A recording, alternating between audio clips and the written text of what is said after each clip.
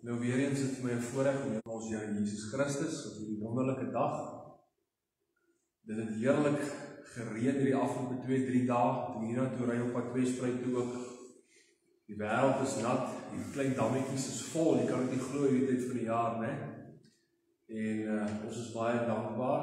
Ek dink vir al die boere, nie net die saaiboere nie, ek dink maar oralste waar dit gereën het, ook die wild en die veeboere. En ons is dankbaar, alles is so pragtig, so skoon, toe hiernatoe ry, jy ryk eintlik daai lieflike grond. En dis die gebed van my hart, dat ons vanmôre ook so, dat die Here ons harte, soos daai vrugbare grond sal vind. En dat sy woord nie hier sal gesaai word, en dat dit sal groei, en sal vrug dra. Kom ons begin deur saam te bid. Here, God almagtig, daar is niemand soos U nie. U is die alleen wyse God, die enige Vader, Seun en Heilige Gees. En ons kom en bring al die aanbidding en die eer vir ons harte vir U, Here, want U alleen is dit waardig. Dankie vir hierdie pragtige môre. U het ons lewens gespaar. Dankie dat ons so by 'n plek van samekoms sonder vervolging by mekaar kon kom vanmôre, om saam onder die geklank van U woord te mag wees, om voor die tyd heerlik te kon sing en ons stemme te kon gebruik om al die eer en lof aan U te bring. En dankie vir hierdie voorreg vir U geskrewe woord, die Bybel, wat ons in ons midde het, wat ons nog kan lees vanmôre. En dat U vanmôre die woord van God vir ons elkeen sal kom besoek, Here. En dat die woord soos vrugbare saad in ons harte sal val en dat dit sal groei. En dat die vrug wat hieruit ons dit kan pluk en kan aanwend tot eer en verheerliking van die kosbare naam. Here, ons kom lê onsself as Makarios gemeente saam met vriende, besoekers en geliefdes. Ons vrouens, ons kinders, Here, hulle wat siek en krank is. Ons kom lê almal vanmôre aan U deur woorde voet en sê, Here, wees ons genadig. Terwyl ons vra, Here, vergewe ons sondig menigvuldige. En kom deur die krag van U Seun vanmôre en heilig hierdie oomblikke in sy kosbare naam. Amen. Die voorlesing vind ons in die boek van Moses, Exodus. Hoofstuk 2 gaan ons net 'n paar verse saam lees, waar dit juis gaan rondom die geboorte van Moses, en ons lees vanaf die eerste vers van hoofstuk 2. En 'n man uit die huis van Levi het gegaan en 'n dogter van Levi geneem, en die vrou het swanger geword en 'n seun gebaar. En toe sy sien dat hy mooi was, het sy hom 3 maande lank weggesteek. Maar toe sy hom nie langer verborge kon hou nie, het sy vir hom 'n mandjie van bissies geneem en dit met lijmgrond en pik bestryk. En sy het die seentjie daarin neergelê en dit in die riete aan die kant van die Nyl gesit. En sy suster het op 'n afstand gaan staan om te wete te kom wat met hom sou gebeur. En Farao se dogter het na die Nyl afgegaan om 'n bad te neem, terwyl haar diensmeisies aan die kant van die Nyl heen en weer geloop het. Toe sien sy die mandjie tussen die riete en stuur haar slavin en laat dit haal. Nadat sy dit oopgemaak het, sien sy die kind en kyk, dit was 'n seentjie wat huil. En sy het hom jammer gekry en gesê, dit is een van die kinders van die Hebreërs. Toe sê sy suster aan die dogter van Farao, sal ek vir u 'n pleegmoeder uit die Hebreëse vroue gaan roep, dat sy vir u die seentjie kan soog En Farao se dogter antwoord haar, ja, en die jong meisie het geloop en die seentjie se moeder geroep.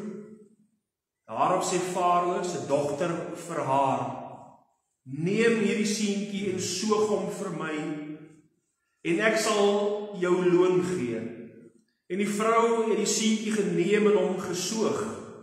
En toe die seentjie groot geword het, bring sy hom na Farao se dogter, en hy het haar seun geword. En sy het hom Moses genoem en gesê, ek het hom mos uit die water getrek. Tot sover die kosbare woord van die Here. O vriende, wat 'n wonderlike verhaal sien ons hier. Die geboorte van Moses in 'n baie moeilike en 'n hartseer tydperk in die geskiedenis van Israel, te midde van hulle ballingskap daar in Egipte land, onder die oppressie van die Farao as slawe, het die Here die volk te midde daarvan geseën, hulle het gegroei, en Farao het bang geraak in sy hart vir die volk Israel, want hulle was sterker en groter as sy eie volk. En hy het 'n wet ingestel om al die seuns te laat vermoor, al die babetjies wat manlik is, te vermoor en dood te maak. En daarom sien ons in hierdie gedeelte, toe hierdie seentjie gebore is, het sy moeder gesien hoe pragtig en mooi hy was, en sy het hom weggesteek vir die soldate, weggesteek vir Farao, dat hy hom nie kon doodmaak en vermoor nie. Maar toe sy nie meer langer kon nie, het sy hom in 'n mandjie geplaas en in die riete van die Nyl geplaas, in die hoop en die vertroue dat God haar kind se lewe sou spaar. En dit was ook so, dat God het so beskik, dat Farao, die hoof van die land, sy dogter self, die mandjie sien, die kind uithaal. En wat my so wonderlik is, dat hierdie klein dogtertjie, alhoewel sy baie klein en jong was, die Here vir haar soveel wysheid gegee het om haar lewe te waag en na Farao se dogter te gaan en te sê, maar weet jy wat, ek kan vir jou 'n vrou kry wat hierdie kindjie kan soog. Want daai babatjie het nog moedersmelk nodig gehad.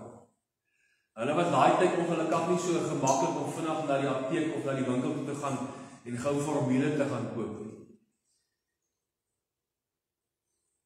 En sy sê, maar ek sal vir jou vrou, en sy gaan haal hierdie seentjie, haar broer, sy eie ma, om daai ou seentjie te soog.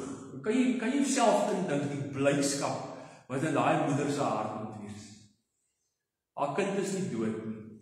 Sy het die voorreg gehad om 'n rukkie te hê, en sy kry hom terug, om hom te soog en groot te maak, tot op die tyd, dat sy hom vir Farao se dogter moes oorhandig.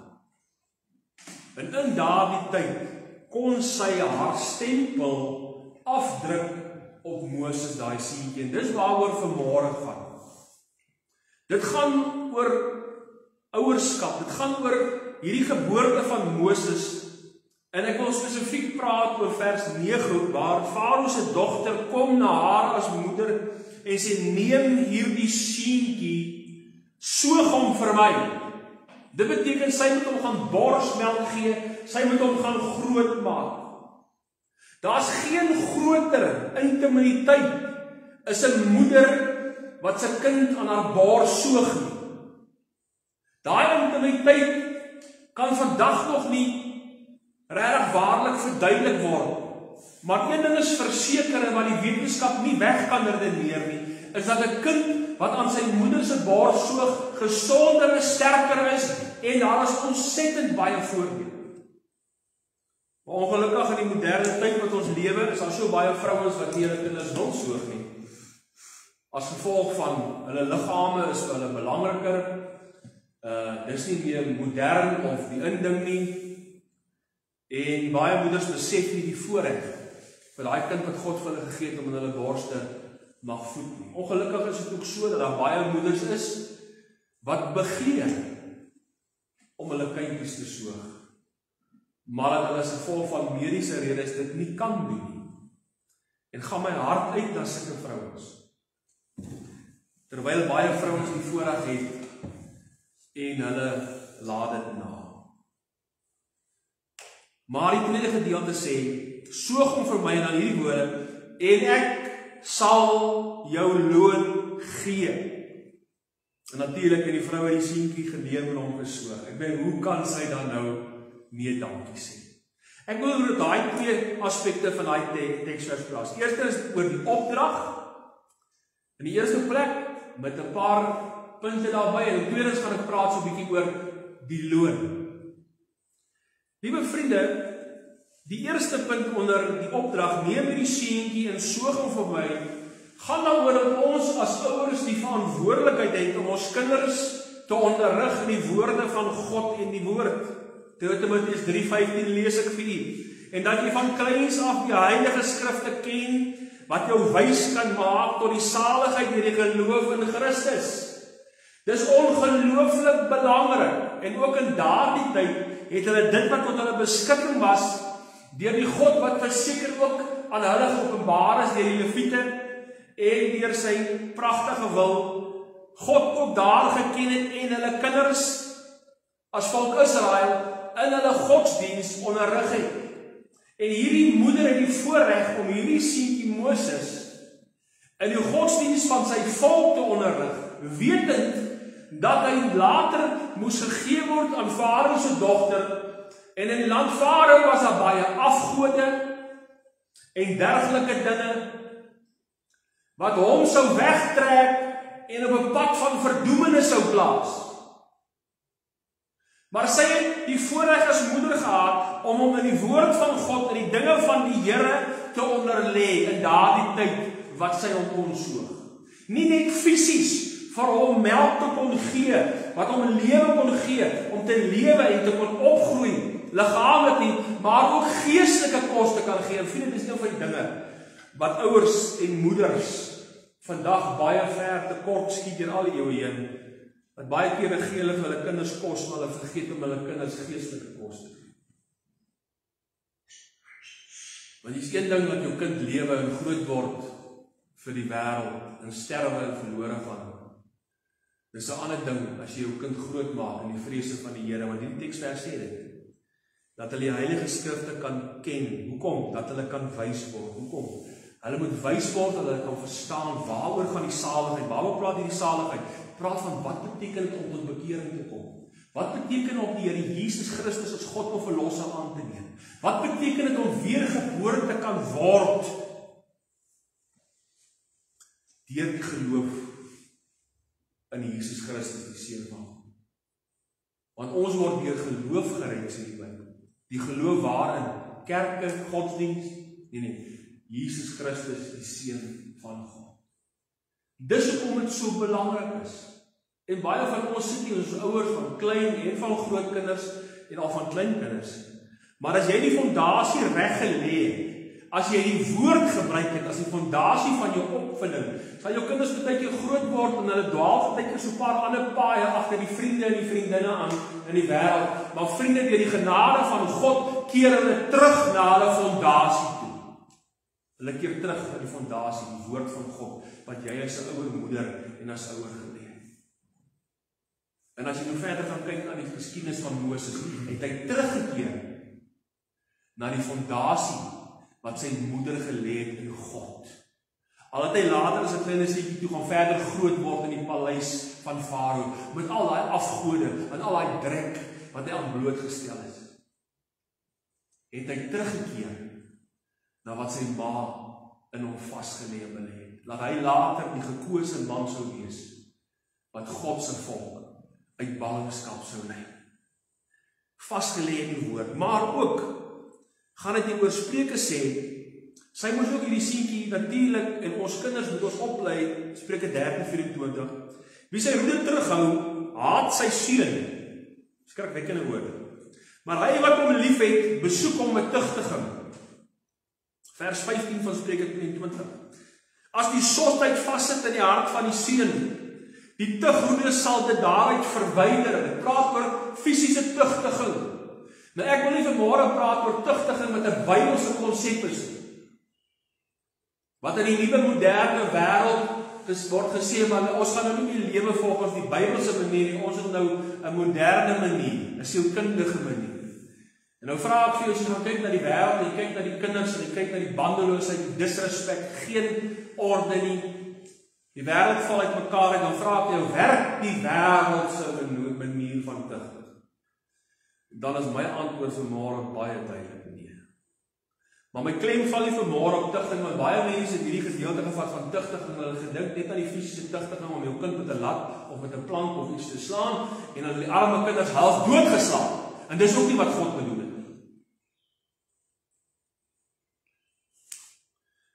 Om die roete te gebruik gaan oor 'n gesindheid wat reg moet wees voor God. 'n Gesindheid in die hart van 'n ouer. Tug in die Bybel gaan daaroor oor hierdie woorde as jy 'n definisie daarvan sê. Om 'n regstellende aksie uit te voer. Hoor mooi wat ek sê. Tug, 'n regstellende aksie. En om 'n roete te vat en 'n kind half dood te slaan is nie 'n regstellende aksie nie. Jy bang vrees in hom. Jy maak dit erger as dit was, terwyl ek tugtiging voorstaan. Maar tugtiging moet 'n regstellende aksie deur die ouer wees, en veral 'n moeder, om by 'n kind in te bou, respek, dissipline, om daar 'n goddelike standaard te plaas, om dit wat sy gevat het, die woord te onderlê na 'n kind, om daarvolgens te lewe. En dan te leer, daar is gevolge as jy nie volgens die standaard van God lewe nie. Hoor mooi, nie volgens die standaard van God lewe nie, nie volgens die standaard van 'n ma of 'n pa nie. Want baie ouers het hulle eie opgemaakte standaarde van hoe kinders hulle dink dit moet lewe, en daai standaarde is baie kere totaal en al nie in lyn met die woord van God nie. Mense standaarde. En dan staan daai kinders half dood oor mense standaarde. Dit gaan nie oor God se standaarde, vriende. Jy as 'n ouer het die verantwoordelikheid om jou kinders te onderlê in God se standaarde, en die tugtingsproses is daar om jou kind te leer om volgens daai standaarde te leef en dit te onderhou, en daarvan nie links of reg af te wyk nie. 'n Regstellende aksie waar ek my kind leer, dis die standaard, en as hy draaie loop om hom terug te bring, weer terug na die regte standaard. Dit maak 'n groot verskil. Dis dan wanneer die dwaasheid en die sotheid in die hart van die kind uitgehaal word, om vir die kind te leer, hierdie is reg, hierdie is reg. En ek moet vir jou sê, as jy jou kind leer en tugtig om te wys, ons lewe nou volgens Jesus se standaard, dan aanvaar 'n kind dit baie makliker as wat jy jou eie persoonlike oortuigings op 'n kind probeer afdwing en afslaan. Dis hoekom kinders so rebels is.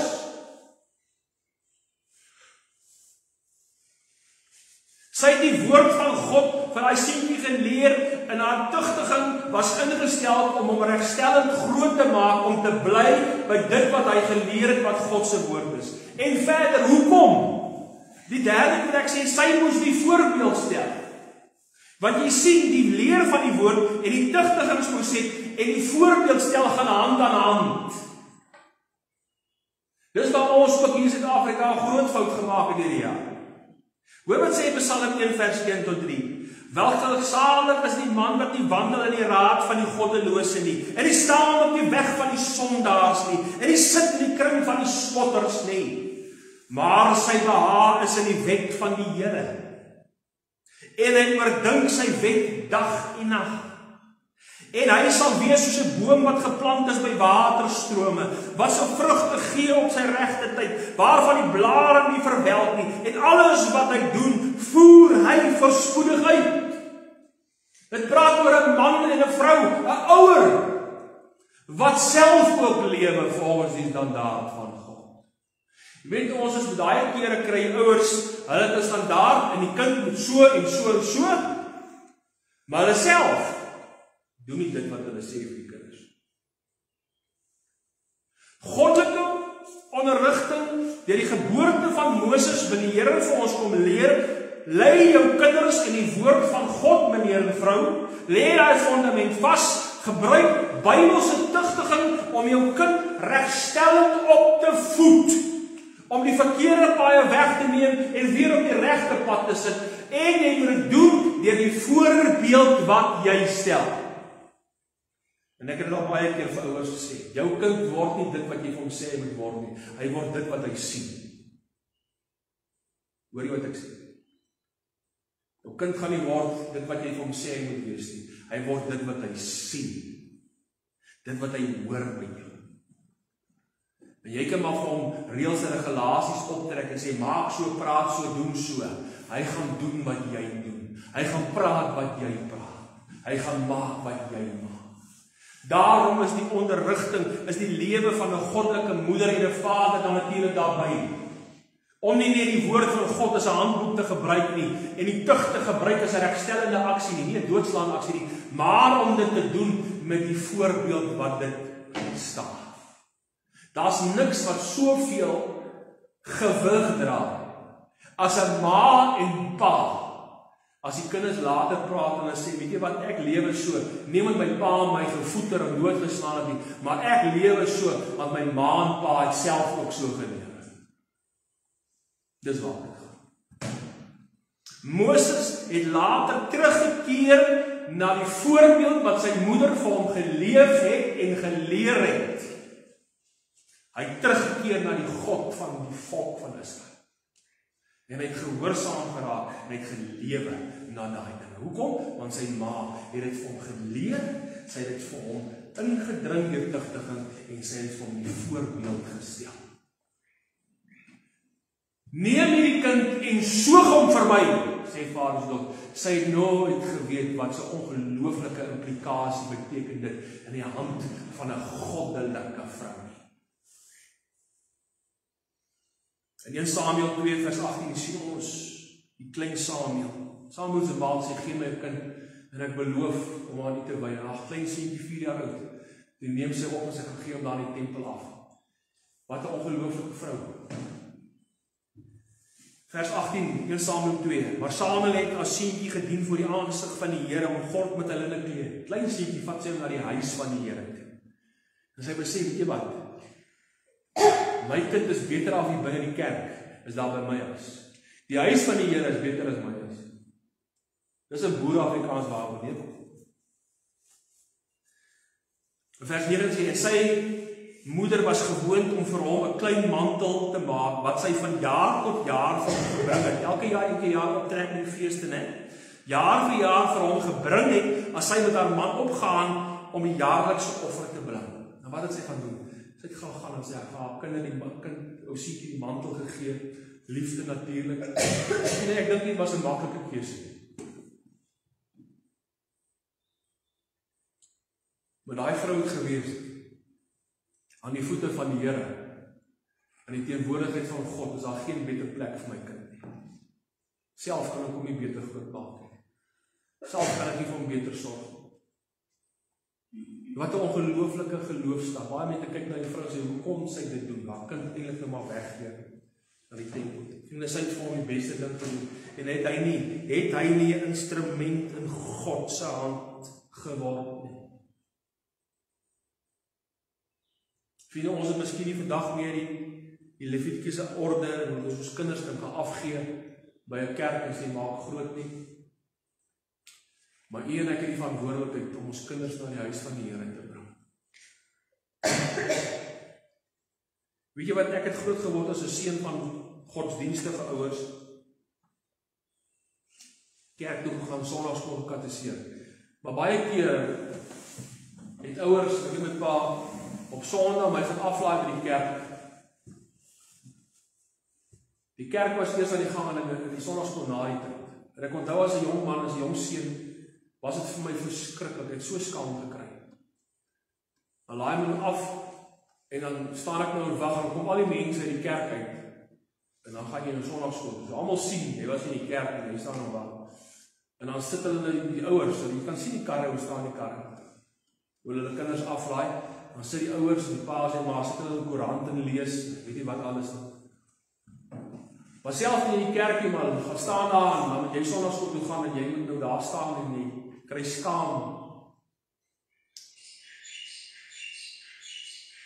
En die dag toe ek uit die huis het gaan, en ek daai trein klim na die weermag toe,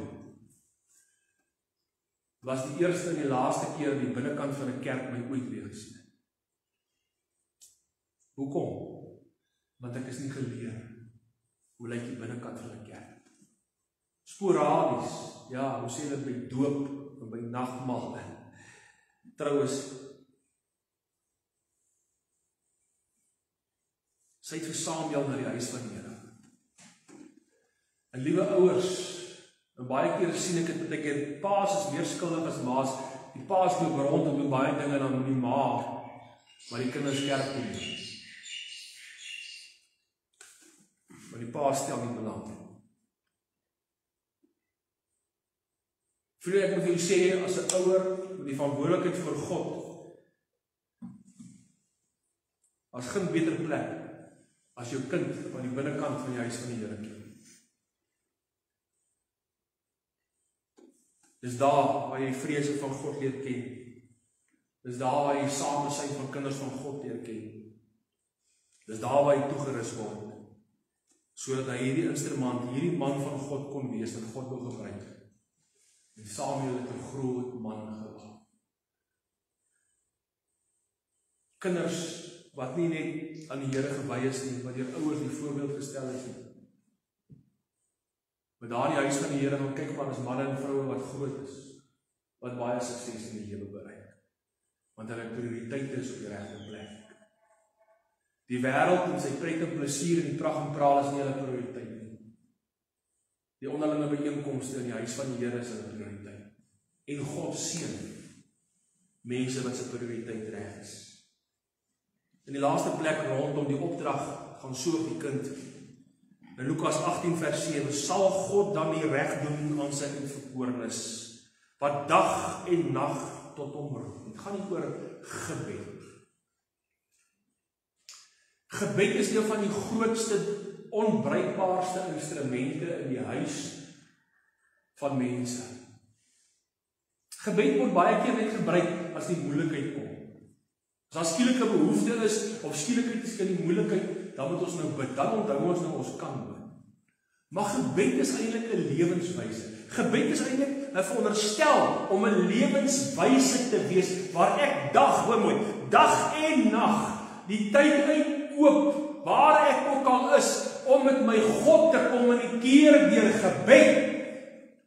Daai kommunikasie bewerk 'n verhouding tussen my en my God. Daai kommunikasie waar ek in my binnekamer is 'n voorbeeld vir my kind om te sien, wat doen my pa en my ma daar? En later as hulle groter is, kan jy vat en sê, kom buig saam met jou knie langs op die bed en leer wat dit beteken is om in die binnekamer 'n verhouding met God te wees. Wie sê ek? 'n kind gaan dit nie doen nie as 'n ouer vir hom nie die voorbeeld stel. Ons ook kinders, my ma het haar bes te probeer, ons in die bed gesit vir ons Bybel gelees, ons probeer leer om ons te bid, en dit het op die einde van die dag, al is daar baie ander dinge wat nie positief was nie, op die einde van die dag, my teruggebring, 28-jarige ouderling, daai moeite wat sy gedoen het, om 'n Bybel te lees, Bybelstorie te vertel daar terwyl ons op die bed sit, om my te help, saam met my te bid daar. Dit, toe ek 28 jaar oud was in my lewe uit mekaar uitval, toe bring dit my terug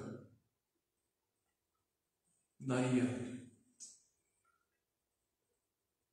Van die 8 Augustus 1995, wat ek die Here ontmoet het, is my God nog verlosser tot vandag toe. Kan ek hom net loof en prys vir sy genade.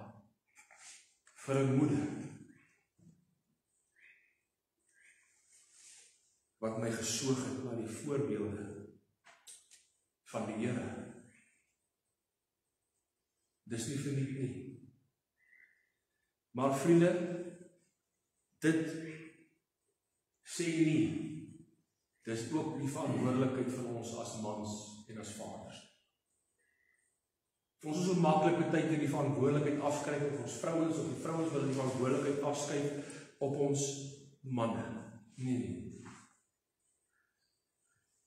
Dit vat 2 mense om 'n kind te verwek in hierdie lewe, 'n pa en 'n ma.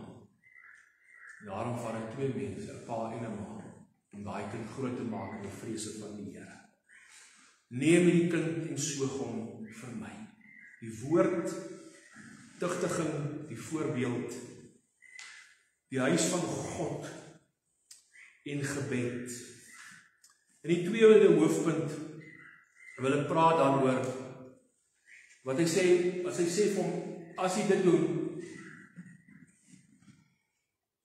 neem hierdie seentjie, soog hom vir my, en dan hierdie woorde, en ek sal jou loon gee. Die loon, die beloofde loon vir 'n moeder, die beloofde loon vir 'n ouer. Vriende, ek kyk na moeders wat die Here dien. Ek kyk na moeders wat die voorbeeld vir hulle kinders stel. Is moeders wat die sukses in die lewe bereik. In Spreuke 31:28, haar seun tree op en noem haar gelukkig. Haar man ook, en hy prys haar. 'n Vrou wat lewe volgens die vrese van die Here en haar kinders soog en die voorbeeld stel soos wat hulle stel, het die respek van haar kinders.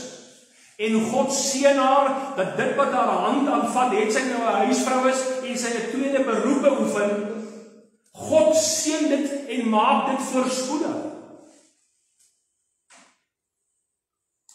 God seën dit en maak dit voorspoedig, dat die mense na haar kyk, haar man na haar kyk, en sê, wat 'n dinamiese vrou het ek, die wêreld na haar kyk, en sê, wat 'n vrou het jy nie? 'n moeder, wat die verantwoordelikheid opgeneem het om haar kinders te soog volgens die vrese van die Here. Sy bereik sukses in die lewe. En hierdie is sukses in die oë van God, vriende, meer as ooit tevore. Want jy kan miskien die rykste vrou in die wêreld wees, maar as jy nie jou kinders vir die vrese van die Here groot gemaak het, dis nie sukses nie. Jy kan vir hulle R1 miljoen gee, maar daai R1 miljoen kan vir jou kind nie die hemel koop nie. Hierdie sukses gaan baie meer as oor materiële sukses. Hierdie sukses is om die sukses in die oë van God te bereik. Waar die wêreld, jou man, jou kinders en mense kan raak sien en waarlik hierdie is 'n Godvreesende vrou. Dis sukses in die Here. En dis maar net 'n pluspunt. As jy ook 'n beroep het en jy sukses daar. Prys die Here daarvoor ook. Maar 'n vrou wat haar kind soog volgens die vrese van God, sal sukses in hierdie lewe bereik.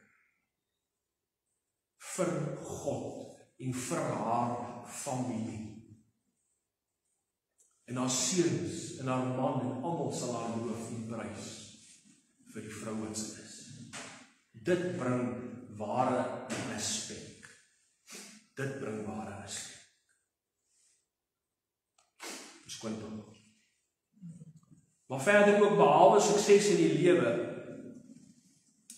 Sê Spreuke 22 vers 1, die naam is verkiesliker as groot rykdom, guns beter as silwer en goud. Oefen die seun, sê vers 6, die volg as die eis van sy weg, dat hy ook as hy oud word, daarvan nie sal afwyk nie. Vir wat help het? Jy die wonderlikste naam, die grootste menslike sukses in die wêreld. Maar die fundament wat jy gelê het, was nie goddelik nie. Die sukses sien jy in jou kinders. 'n Ma wat na 'n seun en 'n dogter kyk en kan sien hoe hulle kinders die Here dien. Met 'n hart vol vir die liefde van God. Dit is sukses wat geen geld kan koop.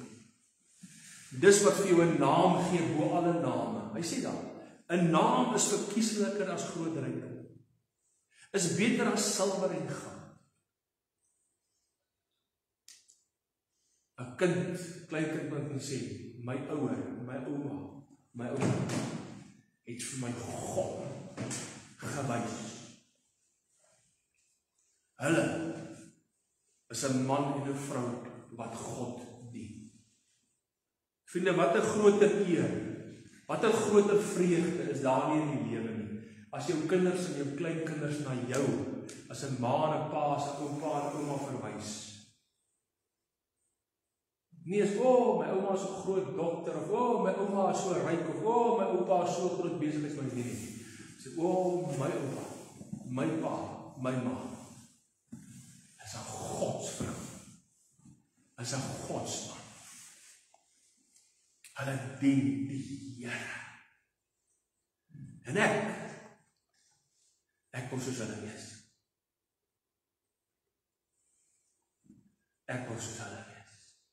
Dit is die regte fundament. Dit is die loon wat 'n ouer pluk, wat sy prioriteite was reg was met die soortproses. As jou kinders na jou kyk, soos ek nou gesê het ook, dankbaar is ek vir ouers. Ja, my pa het sy foute gemaak, later van jare het hy die Here voluit begin dien. En ons verhouding is herstel, en ek is so dankbaar daarvoor. Maar ek is dankbaar vir 'n moeder, wat van kleins af die Here vir my gewys het. Want ek het baie draaie geloop, maar God het my teruggebring. Dat daai fundament, wat my vrou, my ma gelê. En die wonderlikste van alles,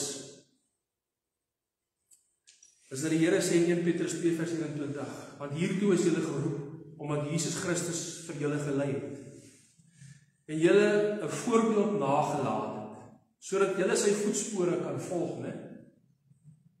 Vers 7 van 2 Tessalonisense 3.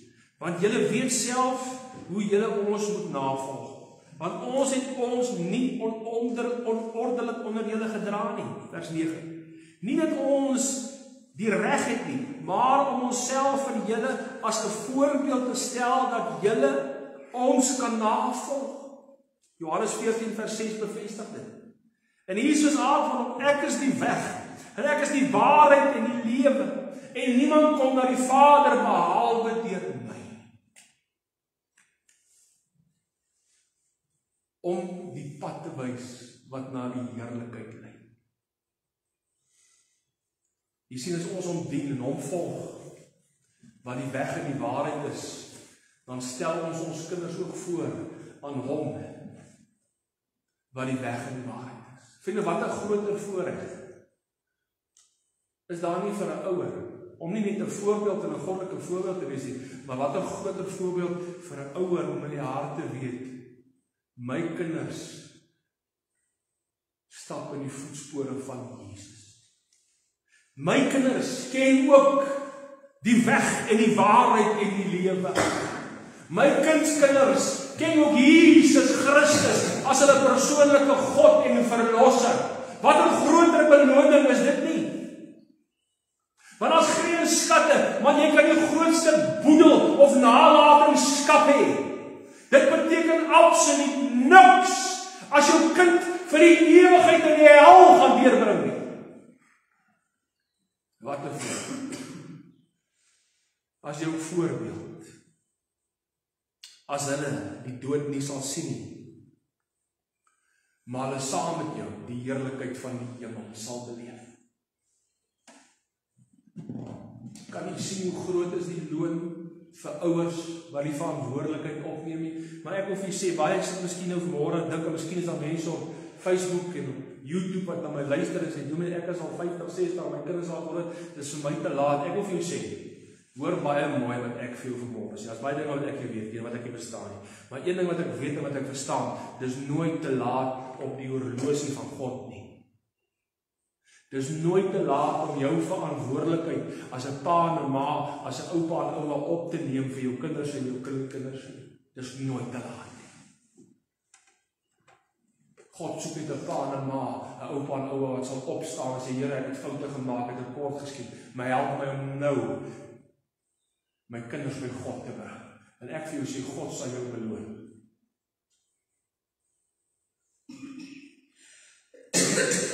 Wat 'n wonderlike beloning. Om te weet dat jou kinders die dood van die hel nie sal sien, maar saam met hom die heerlikheid van God sal ervaar. Dat jy gaan ons voor hulle. Hartseer genoeg, baie keer gaan ons kinders voor ons. En ek sê baie keer as ek begrafnis hou vir 'n kind, ja, hartseer wees nie. Jou pappa en mamma die Here gered onverwaarlik. Ons gaan vir pappa en mamma wees. Die vraag is net, ken jy die Here as kind? En andersom, om vir 'n pappa en mamma te sê, sy kinders moet eendag begrawe. En jy weet, daardie kind het onverwaarlik God liefgehad en gedien. Meneer, mevrou, jou kindjie is by Jesus, jy gaan hulle wees.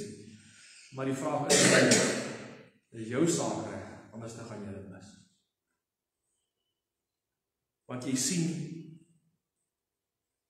die beloning is 'n hemelse beloning in die laaste plek. Matteus 6 vers 9 sê, moenie vir julle skatte bymekaar maak op die aarde, waar mot en roes verniel en waar diewe inbreek en steel nie.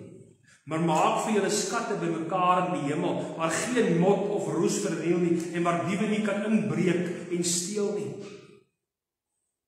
Want waar jou skat is, daar sal jou hart ook wees. En kyk, ek kom gou, en my loon is by my, om elkeen te vergeld, soos wat sy werk was. God sê, hy gaan 'n goddelike ouer beloon met hemelse munt.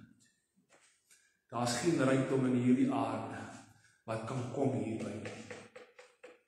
Ek vra vir jou, kan jy en ek dit mis? Goddelike beloning.